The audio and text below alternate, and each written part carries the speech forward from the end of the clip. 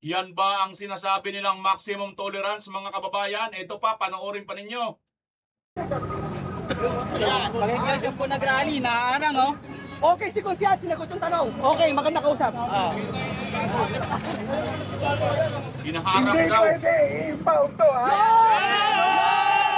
Konsyal! Hindi Konsyal! pwede i-impound to. Okay, okay.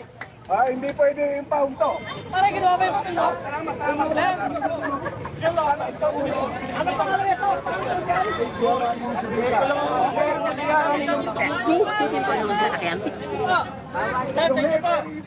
Hindi nyo pwede i-impound to, ha? Hindi nyo pwede i-impound to po. Bias ka. Hindi, bias ka. I-impound mo to. Bias ka. Hindi. Bias ka. Bias ka. I-impound mo to. Hindi kami babayag dito. Okay, magtrabaho ka ng parehas. Huwag kayong sumunod. Alam nyo, adik ang rabo nyo eh. Yun! Adik ang rabo nyo eh. Patay na po kayo, kami po tumusunod sa trabaho namin. Sumunod kayo sa konstitusyon natin. Dito po sa interview po, positive na po talaga. Sino hindi nakakaalam dito na adik si Bongbong Marcos? Nako po, nakakahiya. Sir, mga sabat lang po. Ako po, gusto ko rin magpahir, political death ko. Pero, kung tayo magalit sa kanila, balik ang papel. Asan po lisensya niya? Sabi po, hindi kayo babalik po namin. Balik mo yung lisensya mo.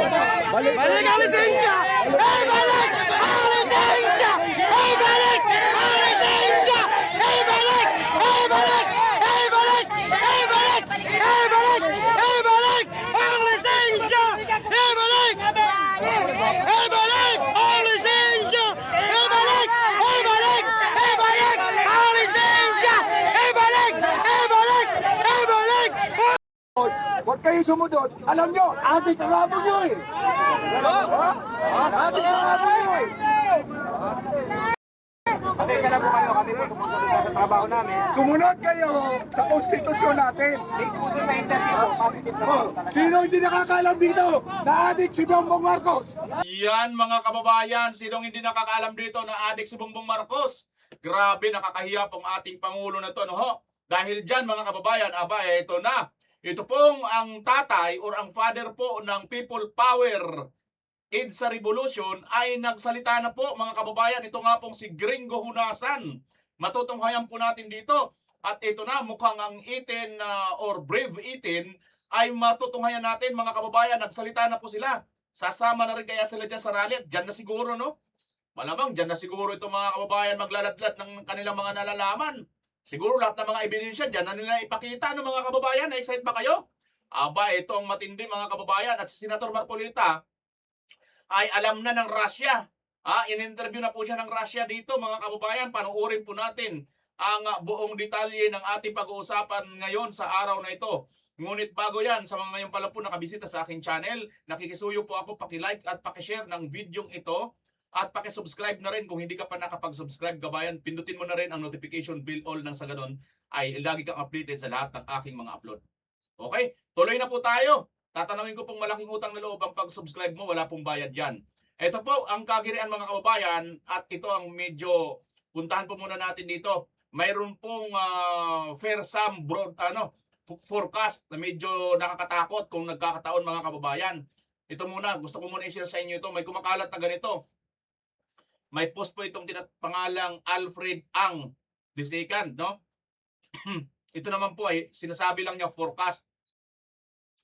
Fair sum forecast. Senator Marcolita to be arrested Friday night. ISC Central will be surrounded by PNP and MMDA. BBM will bring them down by hook or by crook. Law, he'll bend it. Break it. Bury it. This is not law enforcement. This is a purge. Or purge, no?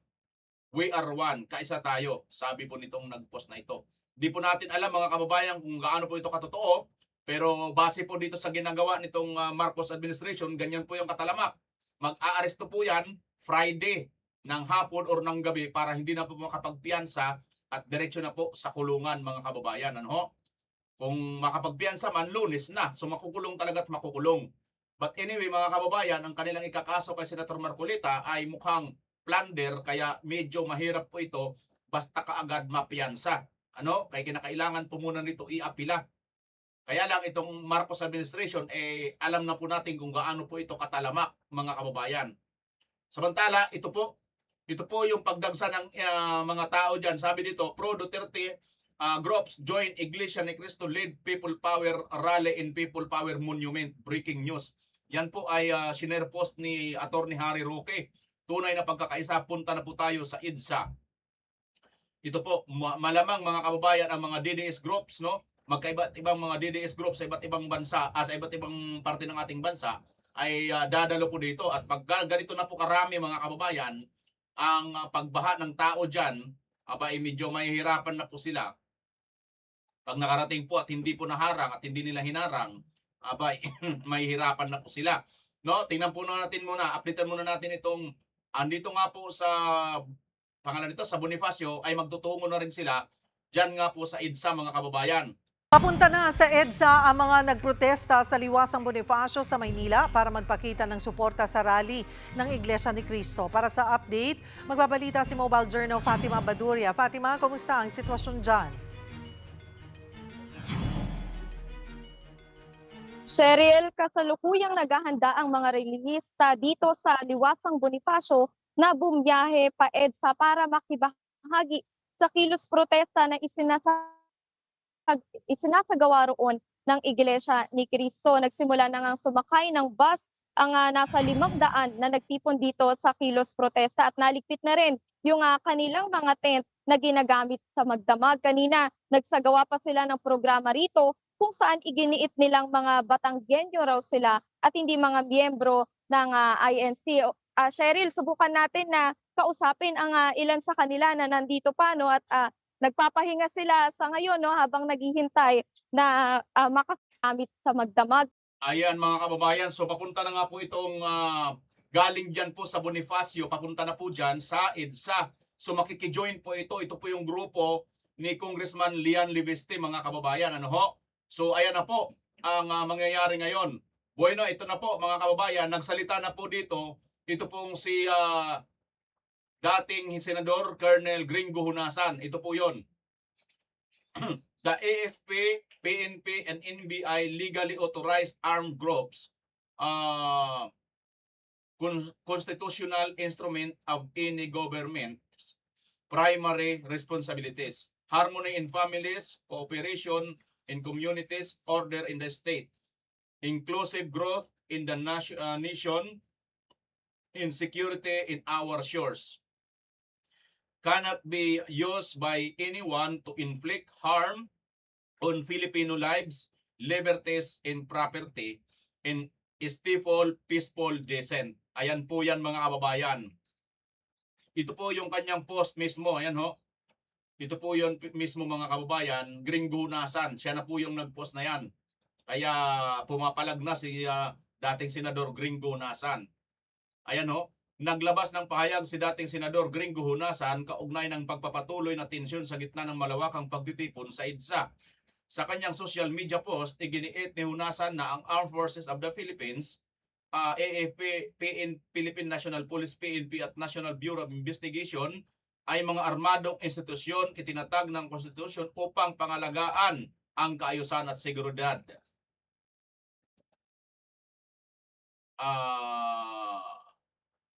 Kapakanan ng mamamayan, hindi upang gamitin laban sa mga mapayapang pagpapahayag ng saloobin.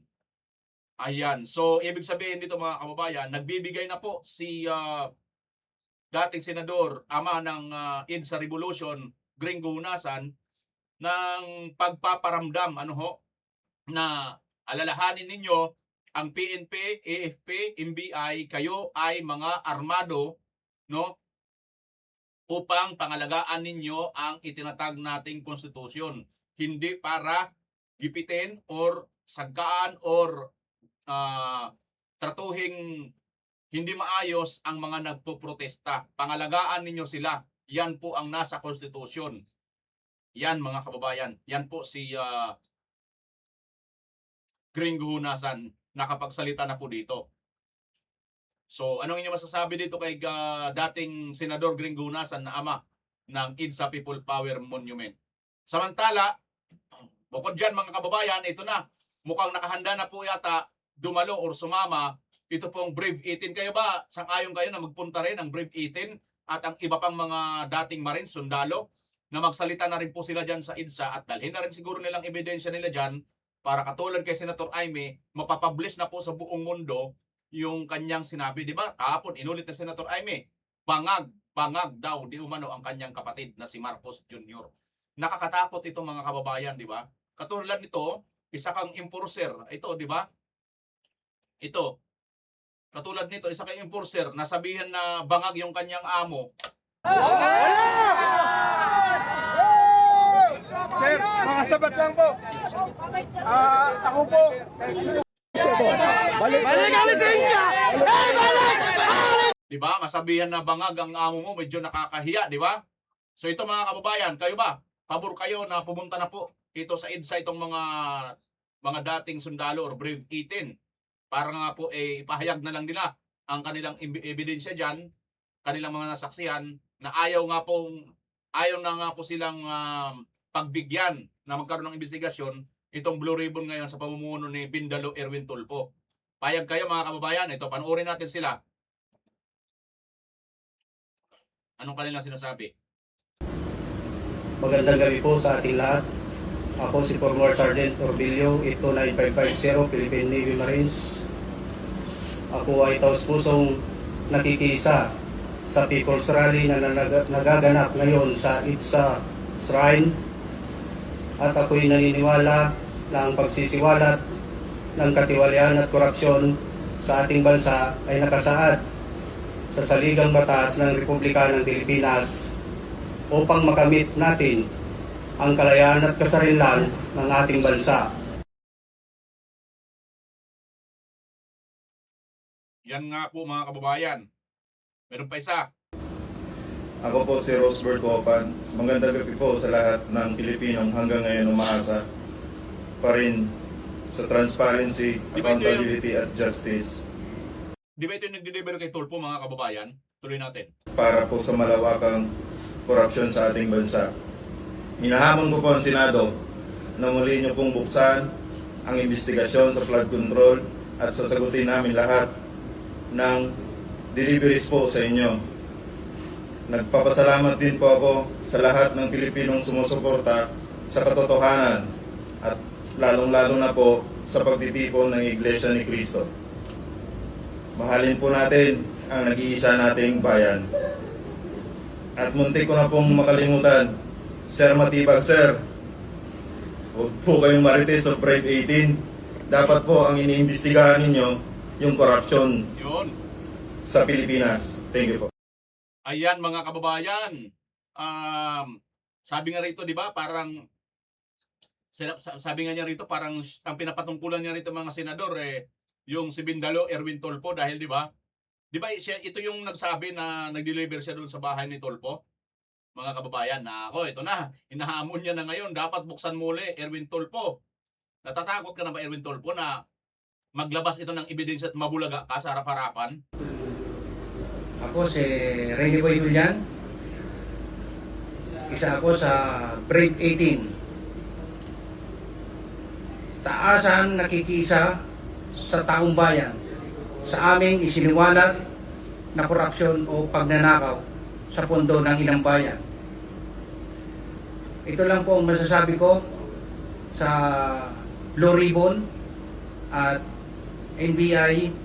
Sana po yung patas na investigasyon at handa po kami humarap kahit anong investigasyon. Yun lang po. Salamat. Ayan mga kababayan, nakahanda po itong mga Brave 18 para humarap po sa anumang investigasyon. Dito nga po sa kanilang isiniwalat. Ano ho? Kaya dapat lang talaga pagbigyan mga kababayan ito pong ating mga Brave 18, no? Para nga po maisiwalat kung sino talaga ang totoong nagkamal ng pera ng bayan. Bueno, ito na po si Senator Marcolita, mga kababayan, ay in-interview na po at alam na po ng Russia, no? Ang nangyayari sa ating bansa ngayon. Panoorin natin itong interview ng Senator Marcolita sa Russian reporter. Major roads have been blocked off in the Philippine capital as thousands of protesters make their feelings felt. Frustrations have been steadily rising as a series of corruption scandals and other political upsets continue to break public trust in the government. We can cross live now to the senator in question, Mr. Rodante Marcoleta. Thank you, sir, for your time today. The government has accused you of accepting what it calls illegal campaign donations. What is your response to that charge? That's a fabricated charge. That is not true, because these are campaign donations allowed by our COMELEC or election laws. Why do you think this case has targeted you in particular? Because I am serious in being able to unearth the biggest corruption scandal in this country associated with our flood control projects. I used to hold the chairmanship of a Blue Room committee in the Senate, and I was tasked to do just that. And because there are so many culprits behind this scandal, they will do everything possible to stop me from succeeding in investigating this massive looting of our national treasury. And it appears even people who aren't necessarily supporters of yours are pointing out that. They're saying, why is an official who is trying to discover corruption and graft in the country, why is he himself suddenly being targeted? Precisely. That is the point that we are trying to address. As I have told you, this is a fabricated charge. It is not even within the meaning and parameters of our plunder law. Our plunder law is about amassing ill-gotten wealth. It's a serious crime. It is not about, getting election financial supports from friends. This is not contemplated in our plunder law. That is why I am quite sure that this particular charge, if they will pursue it, will be junked by the court in due time.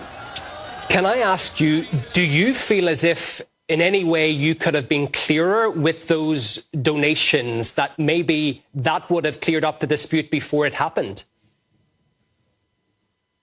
I did not get the question right. In terms of the donations that you said you received before being in the position in question, do you feel you could have been clearer making that public what you received? Yes, that is being transparent, because under the law, I received those amounts before the campaign and election period. That is why I treated them as donations. And my donors even paid the donor's tax. And these are all legal. And these were all reported. The impeachment trial of Vice President Sara Duterte is set to begin in less than a week's time. Do you feel that these charges, the timing is related to that? It is.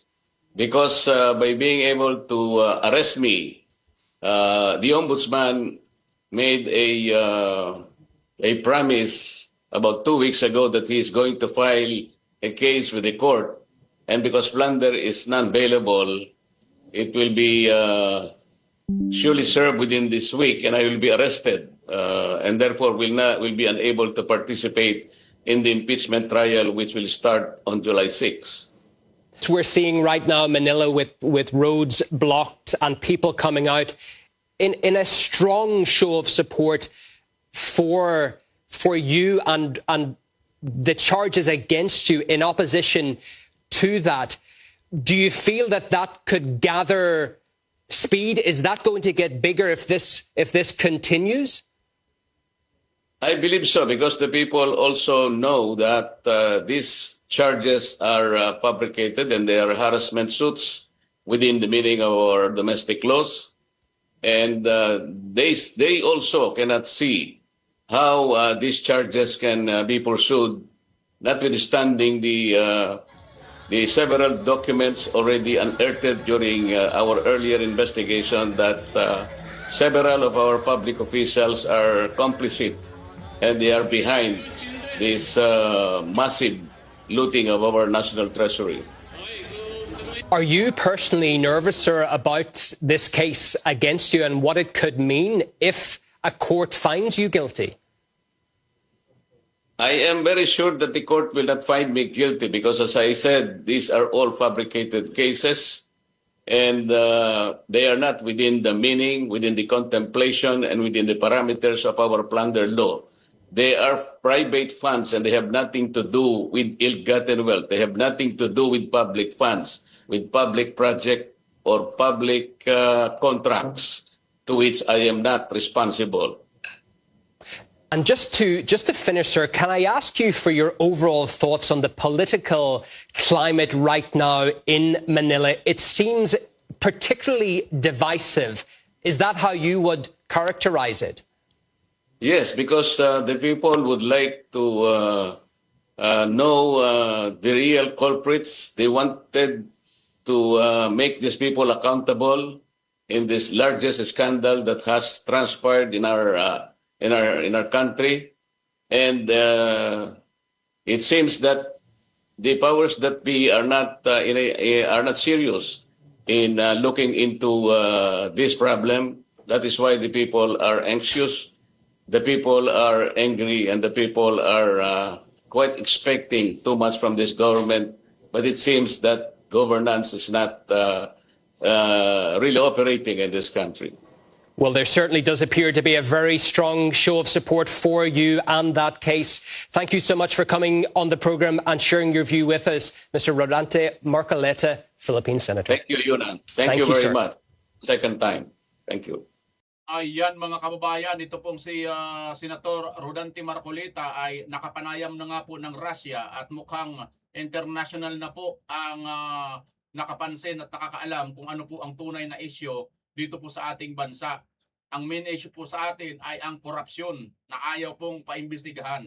At dahil dyan, nagpupumilit si Senator Marcoleta na paimbestigahan kung kaya't ang nangyayari, siya ngayon ang gigipitin at siya ngayon ang ikukulong.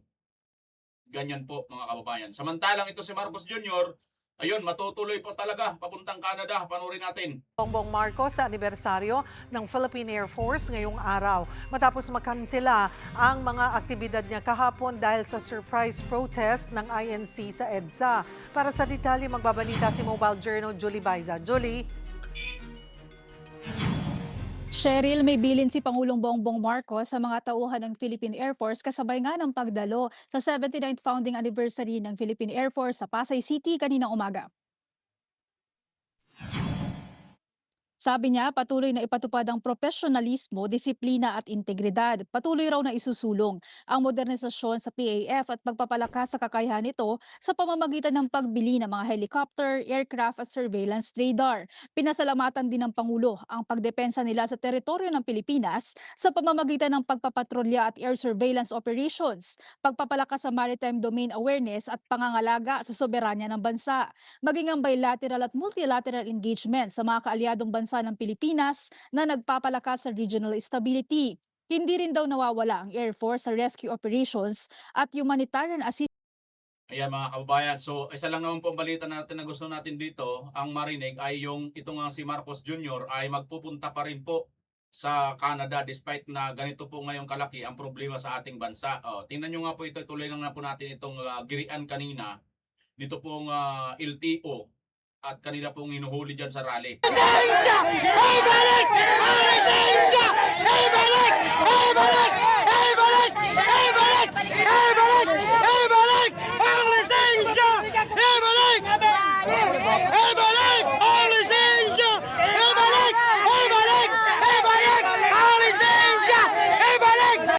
po ang problema mga kababayan kasi itong mga LTO ngayon mukhang itinataon po nila na manghuli sa mga kababayan nating mga driver na siguro mga kalahok or kasama dyan sa mga rally na yan. At mukhang hindi natin alam pero hindi kaya ito kasama sa kanilang technique para magkaroon ng gulo at commotion nang sa ganun ay mapilitan sila dyan na i-disperse. Ayaw lang natin na mga kababayan kasi napaka-imposible naman Napakarami naman ang pupwede mong puntahan ng operation ng LTO. Bakit dyan ka talaga, di ba? So para bagang pinapalabas mo, para meron nang hinaing yan, na inis na nga. Tingnan mo si Konsehal Rani Lodovica, di ba? Sinabihan na nga, huwag ka susunod sa amo mong bangag ang amo mo, sinasabi na nga, di ba? Nakakahiya na yung mga pagsabihan ka ng ganyan. Ibalik ang lisensya! Ibalik na yan! Ibalik! Ibalik ang lisensya! Bingunan. Kaya pati ba naman po siya? Ito po yung bayan. Balon! Nga pa lang mga kabuk na sa mga nagkakabiti na kung napanood itong video na to. Yan mga kababayan. So ang ganap dito, ng huli po or hinuli ng LTO, nakakapagtaka rin naman Diyan pa talaga siya. Natural, marami talagang mga nakahambalang dyan. Dahil nga sa rally yan Di ba? Marami talaga mga kababayan. So, anong ibig sabihin nito? Ako nakikita ko, may punto ito na baka lang para makapag-create ng commotion, di ba?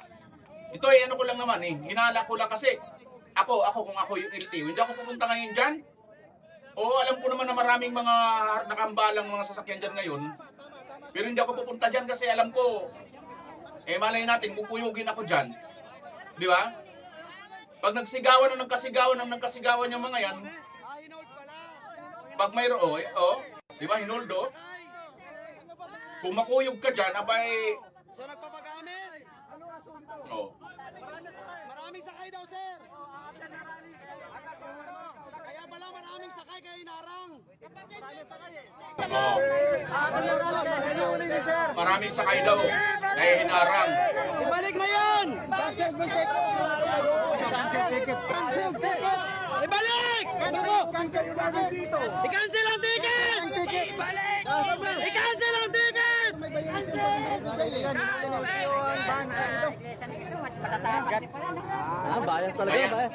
Kaya hinuli daw mga kababayan kasi nga marami daw sakay. Siyempre papunta dyan sa rally yan, Ayan, mukhang EDSA nga ito, Ayan, katapat itong MRT mga kababayan. So, yan ang problema.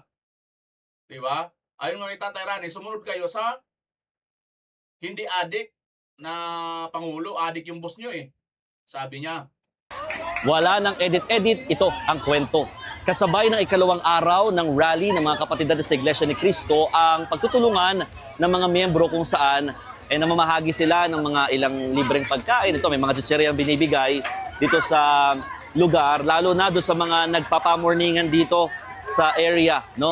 Nandito ngayon sa White Plains Avenue ang lahat ng mga miyembro ng Iglesia ni Cristo na nakikiisa nga sa kanilang pinakapanawagan na kontra sa katawalian at sa tinatawag nilang selective justice, Ikalawang araw na po ng rally ng mga miyembro ng Iglesia ni Cristo sa EDSA. Ang organizers humihirit na ipagpatuloy pa ang pagtitipon sa mga susunod na araw. At live mula sa EDSA White Plains, may express report sa pamamagitan ng telepono si Mon Gualvez. Mon, ano nang update dyan? Ruth, sa mga oras na ito, patuloy ang kantahan at nagpapalabas ng mga video ang mga taga-Iglesia ni Cristo bilang bahagi ng kanilang programa ngayong ikalawang araw ng rally dito sa bahagi ng White Plains. Ang latag na lamang muna ng sapin at pagkabit ng mga improvised na bubungan habang nakasalampak sa mismong kalsada. Ito ang ilang sakripisyong tinitiis.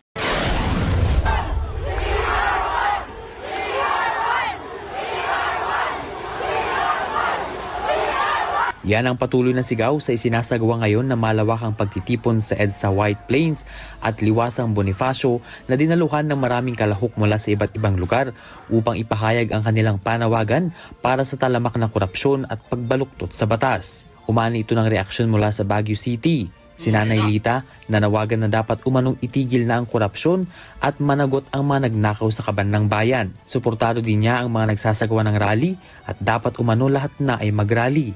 Kailangan matanggal yung korupsyon.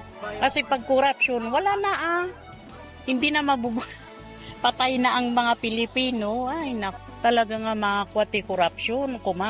Malaban di korupsyon. Amin kumakat agrali tuloy-tuloy ang investigat sa korupsyon, sa flood control. Kailangan makulong di ba dapat makulong, di ba sabi nila, yung nagkasala dapat makulong. Para naman kay Daisy Lynn, may mga nagbubulag-bulagan pa rin umano na ilang kababayan kahit nalantaran na ang korupsyon, subalit gumagawa pa ng ibang issue para mapagtakpan ito. Yung ibang tao kahit nagbubulag-bulagan about sa nangyayari sa bansa natin, like yung president natin parang walang pake sa nangyayari. Nakita na nga niyang maraming naghihirap pero wala siyang ginagawa. Parang gumagawa nga sila ng mga panibagong issue para lang matakpan yung corruption na yon. Suportado din niya ang kilos protesta dahil para din daw ito sa kapakanan ng mga Pilipino. Para lang din po yun sa kapakanan ng mga Pilipino. Yes po, kasi need nilang pagbayaran yan Sa ginagawang rally para sa katotohanan at katarungan, binanggit naman ni Ella na nakakalungkot na bilang nagbabayad ng buwis, ang pinaghihirapan ay napupunta lamang sa mga bagay na hindi naman kailangan. So, syempre, it is saddening that yung mga pinaghirapan natin, especially those taxes, are napupunta sa mga bagay na hindi naman necessary or hindi naman talaga para doon. Like, for example, for the flood control and many more. So, kung bibilangin natin or papangalanan natin those corruption situation na nangyari, it's really rampant, especially in the Philippines. Payag din umano si Ella sa isinasagawang protesta laban sa korupsyon at dapat managot ang mga opisyal na sangkot sa katiwalian. Kung makakatulong yon and it will intensify our drive for justice towards the issue of corruption, I will be supporting it. I am willingly supporting it po. Yes, of course. Because ang dami nating ang daming resources ng Philippines, ang daming everything. It is rich and in everything. Kaso lang those people who are handling it, siguro ang problem with regards to that matter. Kasi dapat talagang mapanagot sila because the amount is not just petty. It's so big that kung titingnan natin, and may babalik, ang dami nating pwedeng paggamitan. Ven Pongsila para sa Mata ng Agila, Northern Luzon, matatag, matapang, matapat. Ayan mga kababayan, so pati na po mga kababayan natin sa Baguio, nagbabalak na rin po na magpuntahan dito nga po sa EDSA. At talaga naman mag-i-extend pa po itong EDSA rally or mag-i-extend pa po ito. At mukhang magtutuloy-tuloy pa po ang rally na itong mga kababayan. Lalo na nga, pagka magkatotoo itong post na ito, yung Fersam forecast na ito daw si Senator Marcolita ay arestuhin sa Friday night. So sigurado po ito mga kababayan, baka mag times 3, times 4 na po ito, or times 10 na po ito, or eventually, maging milyon na po ang mga tao na magpunta po dyan sa EDSA. At hindi na po yan mapipigilan mga kababayan.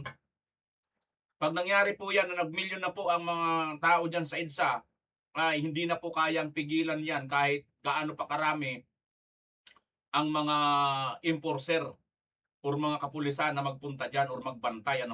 Hindi na nila kaya yan. Kahapon nga lang, di ba? Sinabi na ni General Abirin na paano natin sila itutulak kung ganyan sila kadami. Kasi mas marami ang mga mga pulis lagi, di ba? Kesa sa mga nagrarally. Kahapon nabulaga sila dahil ginulat sila ng INC. Hindi sila hiningaan ng permit. So wala silang kalam-alam. Akala nila hindi magagawa 'yun ng INC. Yung pala ay ginulat sila mga kababayan. Na hindi sabihin na hindi magagawa in the sense na gugulatin sila, di ba? Kasi akala nila lagi lang maghihingi muna ng permit so makakapaghanda sila. At talagyan nila ng napakaraming mga yan ngayon, mga barikada, napakaraming mga ng tao, mga pulis. Kahapon nagulat sila. So, patikim pa lang yan. Ito nakikita ko mga kababayan, patikim pa lang po ito. At nakikita na natin, napakarami na po mga towards sa insidento. Mayroon dito, pinaghihinalaan na pinapasok lang or pinapunta lang mukhang para makapanggulo. Ito, tingnan nyo po ito mga kababayan na mamang ito. Mayroong nahuli kanina. Sige na, sir. Manggugulo ka lang sa amin eh. Manggugulo ka lang. Sige na, wag na, Brad. Sige na, Brad. Tama na, Brad. Tama na. Alisan na lang natin. Wag nyo na i-provoke. Kaya mo siya. Pakawala yan, pakawala. Pakawala yan, pakawala. Wag nyo na pansinin yan. Ang lupit ng taon to. Gusto nyo i-trigger yung mga iglesia tapos binibidyo? Tinitrigger niya yung mga nagrarally para magkagulo eh. Tapos sasabihin niya, hindi siya nang gugulo. Yung mga klaseng taong pakawala eh. Sino ka nagpakawala nun? Alam niya may nagrarally, ipipilit niyang pumasok. Tapos yung bisikleta, ibabalibag-balibag niya sa mga tao. Tapos sabihin niyang, ginugulo daw siya. Inaharang daw siya. Eh paano di siya haharangin? O, tita mo yun, yun ang sa kadulo, o. Ayun o, nanghanap na kasi ng gulo para masira lang yung pagrarally namin eh. Mga pakawala talaga eh. Pakawala talaga eh. Di Brad, ano yun? Pakawala yun. Istahin na yun para manggulo dito. Dahil alam nila wala tayong permit eh. Wala daw permit sabi nila. Wala yan. Yung babae. Yan ang binabalita ngayon, wala daw tayong permit. Oo, nanggugulo nga. Ayan o, magti-trigger talaga siya ng gulo eh. Actually mga kababayan, tapos para masira yung rally natin. 3 araw daw po at hanggang 4 na araw yata yung permit. Ang kulit ng diskarte niya eh. So ayan so yan po ang nangyayari mga kababayan. Mukhang mayroon nga po talagang pangyayari na itong mga ito, mayroon talaga ipapalubog diyan para manggulo. Katulad din sa mga rally doon sa INC noon, sa QGC, di ba? O, tingnan nyo, may permit na sila ngayon eh.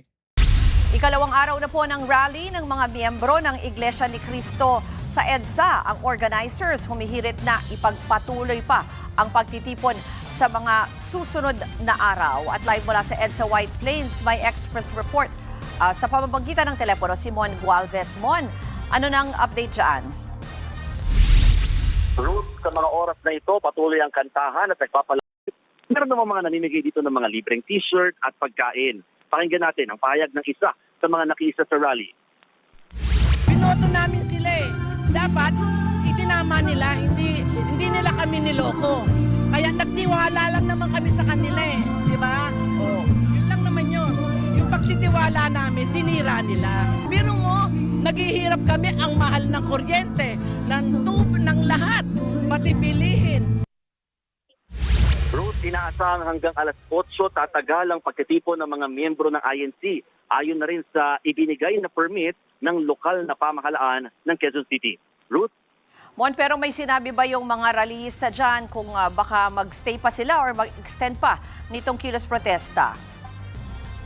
Well, Ruth, initially ang kanilang unang ina-apply ay talagang hanggang Friday sana. Pero dahil nga sinabi ng QCLGU na daily basis ang kanilang possibility na ma-extend, so far wala pang kasiguruduhan kung nag-apply na ng extension itong rally. Pero yun nga, nauna nang sinabi na 3 araw ang request ng organizers para makapag-ipon dito nga sa bahagi ng EDSA White Plains. Pero hindi nga ito pinagbigyan. At sa halip ay ngayong araw muna ang ibinigay na permit. Subject nga ito for extension sakaling masunod naman yung mga parameters na nakasad sa Memorandum of Agreement o MOA na pinirmahan. Kabilang dyan ang hindi pagdaraos ng rally sa mismong kahabaan ng EDSA, walang pananakit o panggugulong gagawin at isang lugar na lamang ng rally ang pagdarausan. Pero kanina, Ruth, bahagyan na namang nagkatensyon ng konti ang mga pulis at rallyista ng paatrasin yung bus na nakausli o nakahambalang sa EDSA. Pero natanggal na ngayon ang bus at 3 lanes na rin. Alam nyo mga kababayan, isa lang napansin ko dito, pagka rally po ng INC, rally po ng QGC, rally po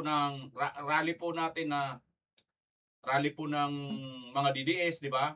Napakahihigpit, gusto nila ilagay tayo sa isolated lang, doon sa isang lugar na maayos. Di ba? Ganun sila kasi sumusunod tayo eh. Pero tingnan nyo itong mga rallyista, mga MPA, mga makakaliwa, mga kababayan, di ba? Binubugbog as in duguan talaga ang mga pulis. Di ba? Nagkaroon pa ng sunog doon dati sa May Ricto. Ang dami. Ewan ko, napanood nyo noon, nakalive talaga ako noon, nag-cover ako dyan sa may Ligarda. Mga bata, nagbabato talaga ng mga ang tawag doon, yung parang lampara na may pagkahinagis nila, pumuputok, sumasabog. Diba? May gas nakasama.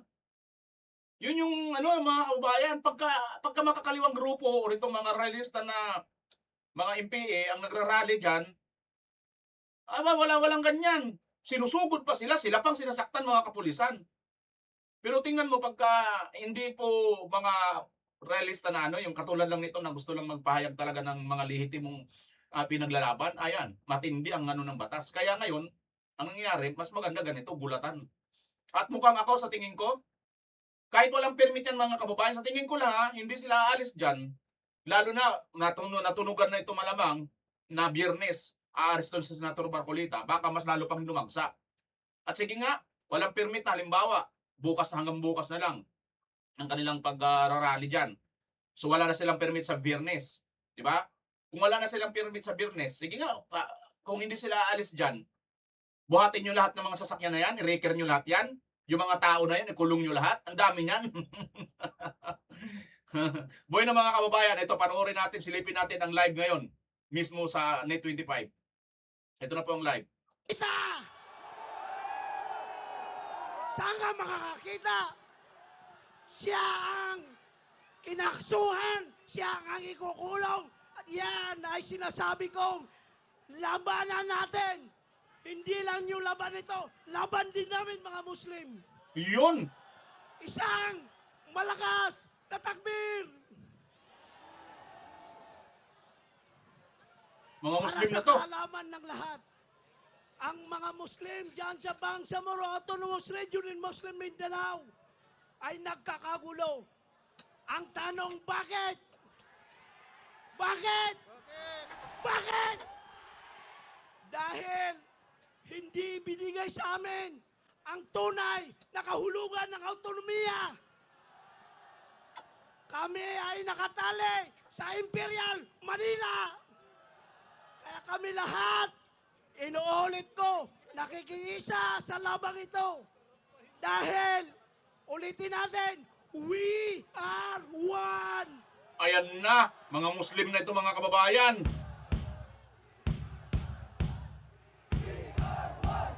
Hindi ko na po pahahabayan dahil alam ko marami pang magsasalita dito ng mga tanyag na mananalita. Isa lang ang iiwan ko sa inyo. Muslim man o Christian o lumad, kailangan natin magkaisa. Dahil kung walang pagkakaisa, walang kapayapaan. At kung walang kapayapaan, walang kaunlaran. Period. Nako, ito Maraming namang salamat po. mga Muslim mga kababayan, pasama na pala dito. Live po ito mga kababayan ha. Oh. Ay, ibig sabihin, walang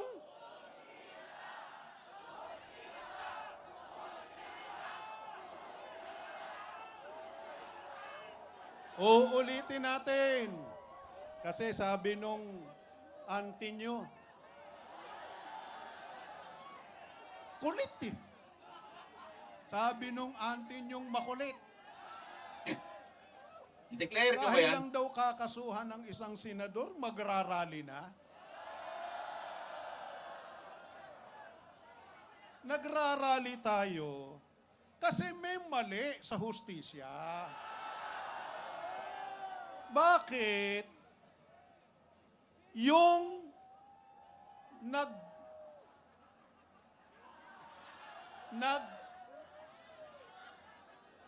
naman eh.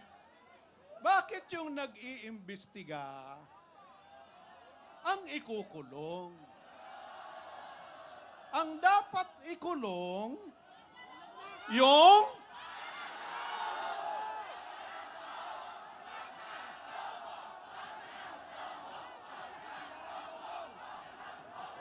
Hoy, ba't may echo? Walang echo sa dulo. So, tayo po ay patuloy na sumisigaw ng katarungan, ng hustisya, ng katotohanan. Sapagkat yan po ang itinuro sa atin at yan ang ating pinaninindigan. Kaya, hanggat walang sinasabi, tuloy-tuloy tayo. Because...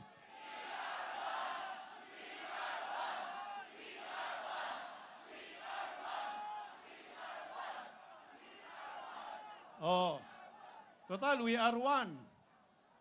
Yung mga basura ninyo, ibulsa nyo, huwag nyong ilalagay sa... Yun, di ba? Ibulsa. Tama. Ang butas mga kabayan natin na lumilipad, lumalabas para pumunta ng ibang pagpapalinaw naman. At yung ating po mga bisita. Maraming salamat. Ang One Bangsamoro Movement ay malakas na nakikiisa sa inyong lahat. Malakas na nakikiisa sa laban para sa katiwalian. Dahil tayo lamang ay naghahanap ng katarungan na ipinagkait sa atin ng ating pamahalaan sa matagal na panahon.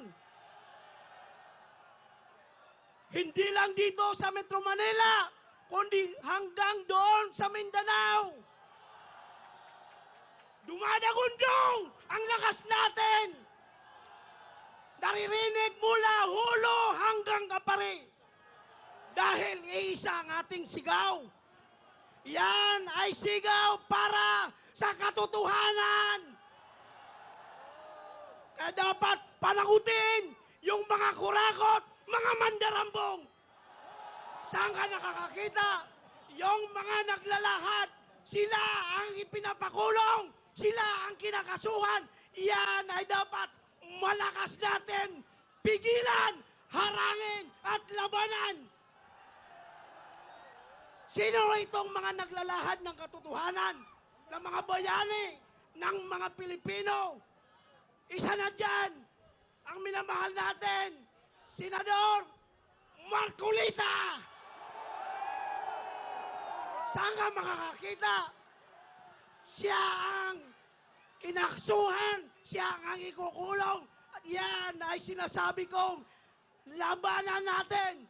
Hindi lang yung laban ito, laban din namin mga Muslim. Isang malakas na takbir. Para sa kaalaman ng lahat. Ayan mga kababayan, so dito muna natin pansamantalang tatapusin. Napakinggan po natin yan, no? Ang Bangsamoro po ay nakiisa na rin pala dito sa INC rally. Hindi ko po ito mga kababayan kasama ngayon, kaya lang nakita ko may update na, kaya ay sinama ko na rin po. Kasi nga live po ito na naganap ngayon mga kababayan. So, ayan po ano ho, ang latest update po natin, One Bangsamoro, or ang mga kababayan natin kapatid na Muslim ay nakiisa na rin po dito sa rally ng INC. Yan po ngayon ang ating aabangan sa sunod na mga araw mga kababayan. Kung ano po inyo masasabi, pakicomment nyo po dyan sa baba at pag-uusapan po natin sa comment section. Pupusuan din po natin ang inyong mga comment. Maraming salamat. Shoutout po sa inyo lahat dyan. Pilipinas as always. Bye-bye!